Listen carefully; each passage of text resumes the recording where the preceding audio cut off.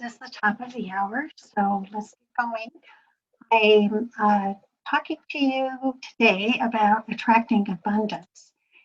So, for those of you who are here, we can discuss this at the end. If you have questions or an answer, I'll have answers hopefully for your questions and any comments that you want to make. So, we are all abundant in some things, and it all depends on what we pay attention to and for how much of the time we pay attention to that. Excuse me. So abundance is defined simply as a very large quantity of something. We often think of it in relation to money, but it doesn't have to be money. It could be anything. It could be an abundance of health or an abundance of love or an abundance of luck. It can also apply to negative things like an abundance of sorrow or an abundance of bad luck. And it's somewhat objective too, or subjective. How much is a large quantity? Abundance is a large quantity. Abundance increases with attention and time. The longer and the more often we pay attention to something, the more likely we are to attract it. If we pay more attention to lack and limitation than we do abundance, we will attract more lack and limitation. So do you believe that electricity exists? Well, sure, of course you do. Did you know that there is a law of electricity in the universe? Do you believe that gravity exists? Again, kind of a no-brainer. There is a law of gravity in the universe. And the universe has a number of other universal laws that aren't quite so obvious. But it is the way the universe operates is in a system of law and order. And the universe also has perfect hearing and perfect seeing. Now, here's your physics lesson. Everything in the universe is made of energy. What differentiates one form of energy from another is the speed at which it vibrates. Light vibrates at a very high frequency. And something like a rock vibrates at a lower frequency, but a frequency nonetheless. Human beings also vibrate at different frequencies. Our thoughts and feelings can determine the frequency at which we vibrate. And our vibration goes out into the world and attracts to us energy moving at a similar frequency. This is one of the ways that we create our own reality, which is why we can cause a positive shift in our lives by raising our vibration. This subject reminds me of a true story told by Michael Beckwith, who is, if you don't know him already, he's the founder of the Agape International Center for Truth in LA, in California. Every day that Michael drove to and from the center, he would see a homeless man on the corner at this one stop that he would make. Michael wondered what might have happened to the man that caused him to become homeless. He would think this thought every morning and every evening as he went to and from work. After a few weeks of doing this, Michael got a notice from the IRS that he had made a mistake on his tax returns for the past 3 years. And he said he owed them $56,000.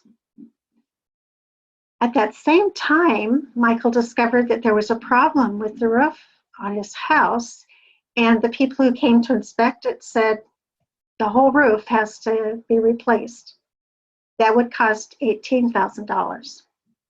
All of a sudden, Michael was in a world of hurt. He had to somehow come up with the money within the next 30 days. he didn't have that much equity in his home, and he started thinking, my God, I might lose my home. I might. And all of a sudden, he realized that he had been asking the universe what happens to a person that causes them to become homeless. He had been very interested in trying to understand this. After that, every time Michael passed by the homeless man, he would bless him. And then he began packing a lunch for him and going by and giving it to him every day. And he even gave him some money on occasion. Michael stopped being interested in the problem and began being interested in how he could help the man. Within a short time, he was able to reduce his debt from $74,000, the IRS plus the roof, down to under $4,000. He visited with the IRS, which led them to discover that they had made a mistake and he only owed them $1,200. Then it turned out that only a portion of the roof had to be replaced, which reduced the cost from $18,000 down to $2,500. Michael acknowledged that he had paid a very reasonable price to learn from that experience. He never forgot that experience, and he began to always try to focus on the solution rather than what was lacking or what the problem was. Gratitude is the feeling tone that is harmonious with the experience of abundance. Let me say that again. Gratitude is the feeling tone that is harmonious with the experience of abundance. It is the vibration of flow and expansion. It increases our sense of deserving. To understand how powerful this is, take 5 minutes to describe something you love unreservedly. Maybe a person, a movie, an experience. When your 5 minutes are up, you will noticeably feel more positive and even lighter. If you want to keep raising your vibration, you might want to spend 5 minutes every day focusing on the good in your life. As you do this, you will train yourself to be more awake and alive, and over time, you will experience a permanent shift in your vibrancy. We want abundance, all of us do, but too often we're focused on lack and limitation.